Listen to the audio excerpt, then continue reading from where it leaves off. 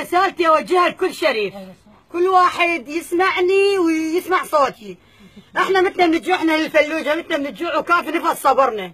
ماكو لا خبز ولا تمر، تمر كان عندنا التمر خلص، يعني احنا محاصرين، ماكو التمر كان عندنا التمر خلص.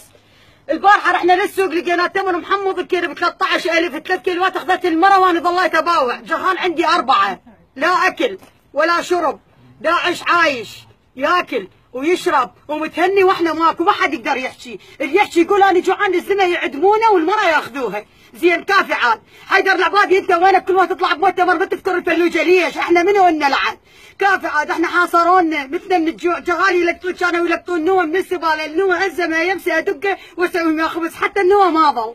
كافي عاد الى متى؟ انا ابني عمره 9 اشهر صار عنده جفاف خطي، حتى مغذي اللي هو عوض عن الاكل ماكو. يعني احنا شو نسوي؟ يعني انتم الحكومه ساكتين، هذول محاصرين هم ياكلون ويشربون ماكو، يعني احنا شو نسوي؟ لا ادويه اكو، لا اكل اكو، لا شرب اكو، محاصرين حتى ببيوتنا حاصرونا وقاعدين، كنا نجيب باجله يبس الباجله وسويهم اياه على النار، حتى هذا الحطب اللي اسوي عليه اكل ماكو، قمنا على حدي حتى الحطب خلاص، بزازين قامت العالم تسوي بزازين، حتى البزازين ماتت من الجوع ماكو، حشيش يعني اكو. اني كبيره ما يخالف الجوز اتحمل شهر واموت، بس الطفل يتحمل ياكل حشيش، شو يصير بيه؟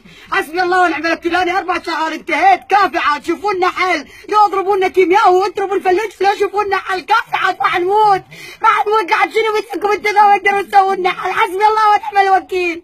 الفلوجه انتهت يا للغيره، كل من يسمع رساله الفلوجه انتهت، اطفال ماتوا، الخاطر مرض كبير، الخاطر شايب، الخاطر طفل، سووا لنا حل، ترى نفس صبرنا.